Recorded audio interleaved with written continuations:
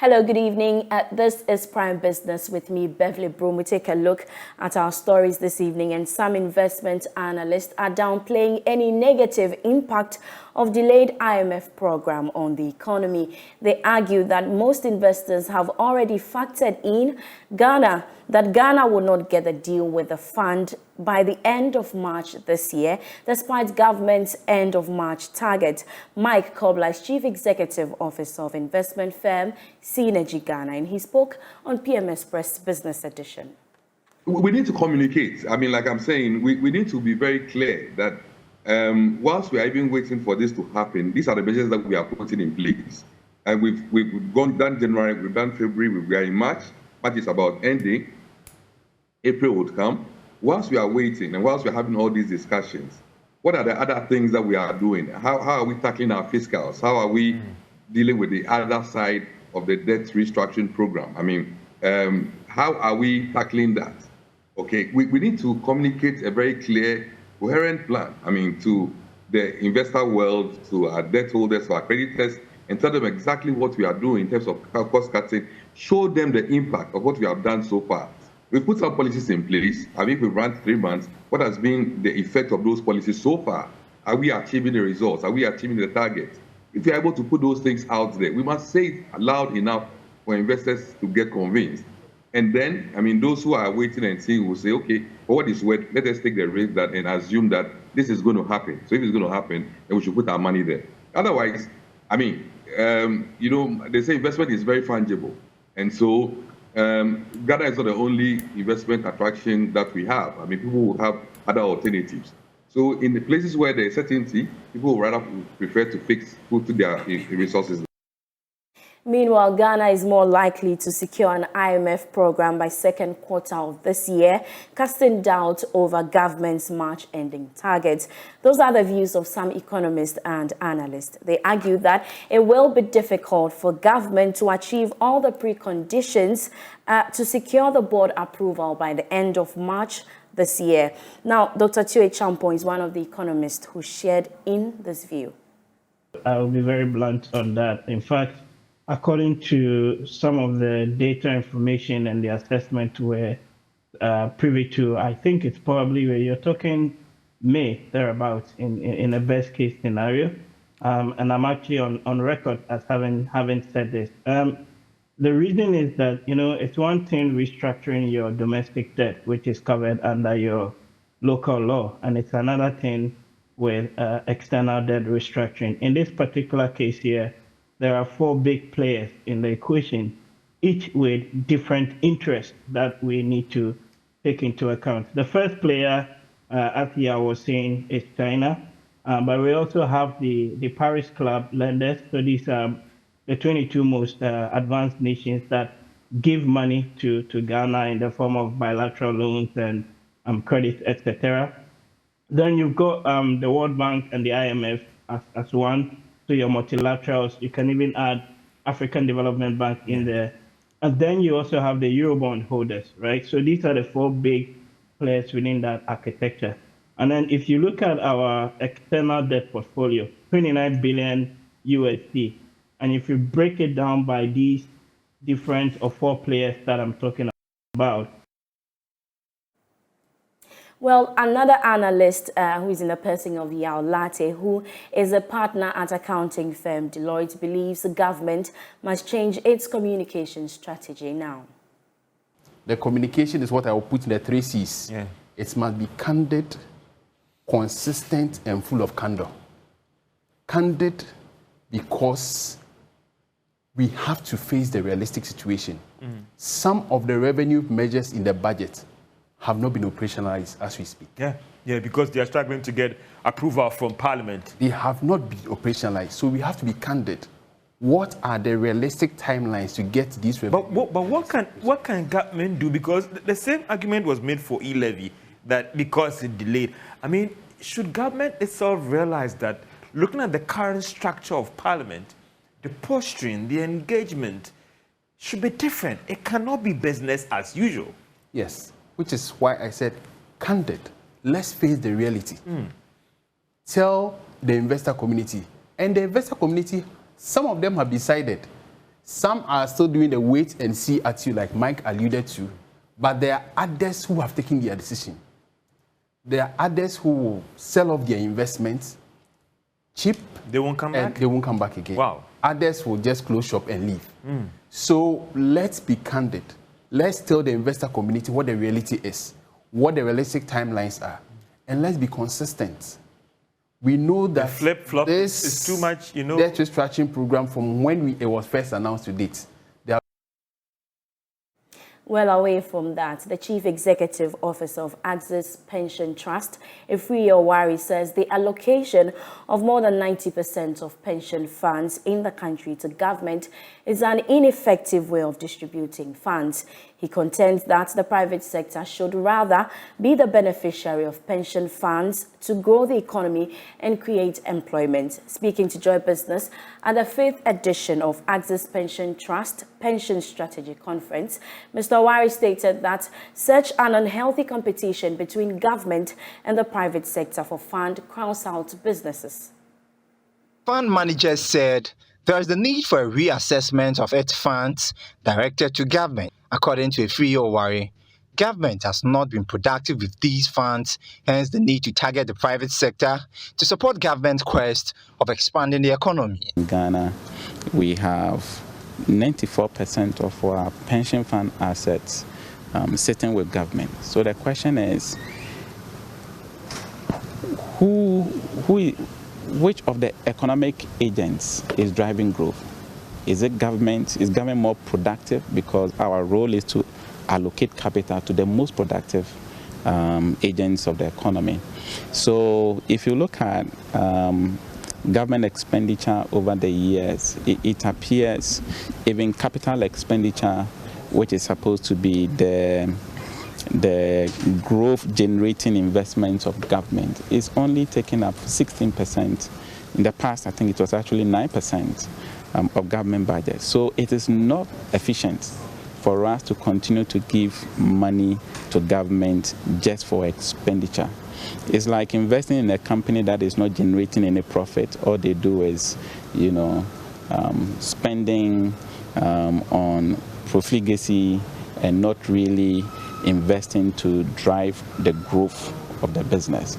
He further commended the National Pensions Regulatory Authority for its investment guidelines to allocate 20% of its assets. Pension funds will begin to invest a lot more in the listed equity space, where we are able to invest up to 25% of our capital. So, simply speaking, the investment policy does not restrict us. It's been more of the lack of options on the market and the sentiment of our contributors that prevents us from taking a lot more risk with private companies. The 5th edition of the Pension Strategy Conference is under the theme Positioning Pension Funds to Thrive Beyond the Domestic Debt Exchange Program. Well, the Ghana Tourism Authority says it will step up measures to ensure a boost in domestic tourism. This, they believe, will help revitalize the livelihood of locals as well as boost the local government's funds. Speaking to Joy Business at the launch of a new partnership and project between Adansi Travel Company and Enterprise Insurance Limited, Chief Executive Officer for the authority, Kwesi Agyeman, called for more partnerships with various stakeholders. The partnership with Enterprise is part of initiative to reduce travel costs. Chief Executive Officer for the Ghana Tourism Authority entreated industry players within the travel and tour space to create value-added services with the aim of encouraging tourism on all fronts. We have like a quarterly plan of activities that we do, but we've taken the feedback. People are saying that, look, Ghana, you have 24/7 sun all year round. Why don't you do more? So we are going to do more, but we need partners, and that's why we're excited when we get invited to come and network with the operators and work with people like Adansi Travels and Enterprise Insurance. On this part, Head of Marketing and Communications at Enterprise Insurance, Mark Addison, said his outfit is poised to improve the quality of local and international travel for customers. So tourist sites and tourists can be insured. I mean, there are times when a few casualties do come up during tourism, and so when people are sure that there's some form of protection or insurance for them when they go to events, when they go to tour sites, I'm sure there will be more confidence in the tourism industry. And so there's a lot that insurance can offer to the tourism industry. Managing Director of Adanse Travel, Gideon Asari, said the company will continue to support the tourism sector and help in supporting various businesses. We are using this to promote domestic tourism. And for those who want to take international tour, you have to build up your points. And once your points reach a certain level, you can use it to pay for your trip. I mean, the challenges have been access to information. A lot of people do not really have a lot of information when it comes to tourism. And then the next challenge is cost. Those who have the information, some too do not have the necessary funds to travel. The Insure and Travel for Free initiative is intended to give customers who buy their motor, home, and travel insurance through Adanse Travels the opportunity to accumulate travel points, which can be redeemed for discounted or free travels. Now, the Association of Women Accountants Ghana, AWAG, has inducted new executives into office to steer the affairs for the next 2 years. Speaking to Joy Business after the inauguration ceremony, newly elected President Patience Maushi-Jukunu pledged her team's commitment to attract more females into the accountancy profession in the country. Here's more in the following report.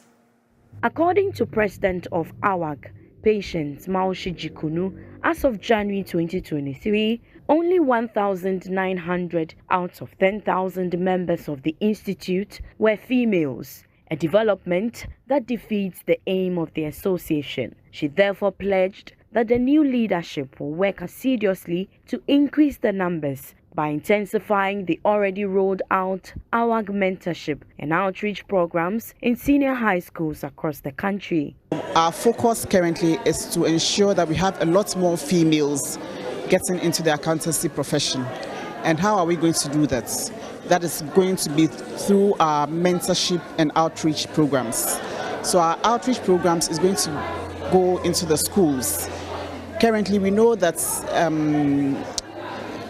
a lot of the students are going away from business. We realize that business is dwindling. The students offering business is dwindling.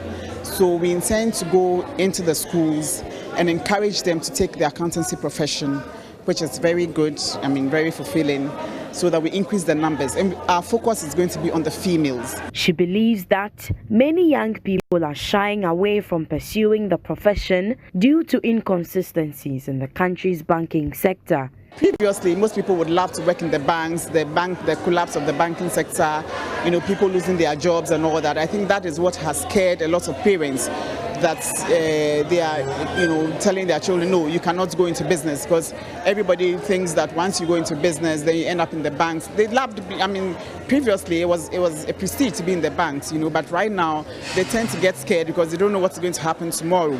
The future looks kind of bleak. So they feel that no, they would rather do something different, which is going to the sciences. The immediate past president of AWAG, Elsie Bunyan, charged the incumbent board to work diligently to continue the association's SME project, which aims at promoting good governance. So we started the SME project. It's projects that we intend to give back to society using our experiences and our skills and our talents to be able to support them with their audits, accountancy, tax, and business development. So I'll charge them to continue do that, because we want to do that as a service to our nation. The Pro-Vice Chancellor of the Ghana Telecom University, Professor Robert Hinson, has said that building the right customer experience is critical in ensuring the sustainability of the African Continental Free Trade Agreement. According to him, SMEs could collapse if they fail to build a resilient customer experience routine which will capture the needs of customers and ensure their satisfaction. He's been speaking on Joy Business Social. We've been touting this after thing. I said, I hear about trade barriers coming down. I hear about expansion in the African market. It's a 2 billion market. All those big words. So my question was, where is the role of marketing and service excellence in this whole Africa continental free trade discussion? Because Isaac, with all due respect, even if the borders exploded and I got an order from Richards Bay in South Africa and I'm sitting in Ghana, email, I don't respond. When you call, I don't respond. When I say I'll deliver on Tuesday, I deliver on Saturday. Why would they buy for me again? I have no standards. I have no standard operating procedures. I have no service level agreements. I have no code of service conduct. As an institution, I have corporate values. I have not broken them down to service behaviors people can follow. Meanwhile, I say Africa continental free traders can. And so what? You will not be competitive if you don't build service routines into that your SME. Locally, you will flop. Internationally, you will flop. So for me, whether you're a 2-man company or a 20-man SME, please sit down, get a sense of who are my customers. Please, what are their pain points? How will my service offering address their pain points? What do they expect me to do when the relationship starts? How will I monitor the temperature of the service relationship? How will I make corrective actions if problems occur? How will I recover if service failures occur? Simple, simple, simple questions. So here's my advocacy. Whether you are in manufacturing, B2B, B2C, B2 government, any type of institution, I beg you, try and get some simple service routines in place. We turn our attentions to agriculture now, and Ghana's aquaculture is projected to have lost about $50 million in the past 5 years due to the challenges in the sector. One of the fish farms that has been affected is Flow Cell Farm, reducing production of about 1,500 tons a year to 300 tons. Tomorrow's episode of Food Chain highlights the challenges in the aquaculture industry. I used to be a food producer. I used to work for a company called Nestle. We used to make baby food, used to make coffee, I made milk, and now I make protein. Meet Evans Danso. He won the National Best Fish Farmer in 2020, just 4 years after quitting as a packaging manager with Nestle Ghana. 7 years down the line, he describes the experience as very fulfilling. It's been 7 years now since I became a fish farmer, just because I love it. It's good to see a life created from the beginning, to see someone taking a bite and smiling over what you've been able to put across. It's been very satisfactory. Ghana's new aquaculture development plan aims to increase fish farming output from about 89,000 tons from 2021 to about 200,000 tons in 2027. Evans shares in the hope of the plan, but says it may not be achieved in due time due to the challenges in the sector. The disease remains today the record holder in terms of the setback in the industry for close to 5 years, 2018 all the way to 2021 and a little bit into 2022. We've had various kind of fish diseases that impacted the industry significantly. Two major ones was streptococcus infection that came around 2018 thereabouts and through to 2019, affecting fish that were about 3 fingers like this, 80 grams and above. Altogether, that period, the loss due to the strep alone was close to 50 million USD. All the farms put together. That's a big blow to a young industry.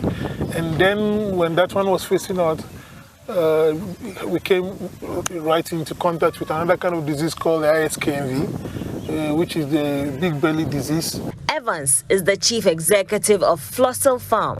The farm sits on over 100 acres of land. Evans disclosed that due to the challenges faced by the sector and the slow response by government to them, he has reduced production from 1,500 tons a year to 300 tons. Unfortunate fish farmer was just left to his or her own fate, unlike our colleagues in the poultry that will get one form of support or the other. This one, zero support, nothing. Your fish is dead, you collect it, you dig a hole, you bury it, you wash your hand, you go and cry. you know, and that's how it was for 5 years. I don't know if you've seen a crate of fish for 50 kilos. Like that, some farms were collecting about 200 of that on daily basis. You know, that's how bad the disease was. So there was some kind of intervention from the government to introduce vaccine for the ISKV, to introduce some vaccine also from the streptococcus. Yeah, so there were good interventions, but wrongly timed, you know. Fish is a preferred source of animal protein in Ghana, where about 75% of the total domestic production of fish is consumed locally, representing about 60% of animal protein intake. Evans explains the life stages of a fish. We keep them in a ratio of 1:3. Every male has 3 wives. Basically, it's allowed. Sometimes we can even get to 7. So from the egg to your plate is 10 months.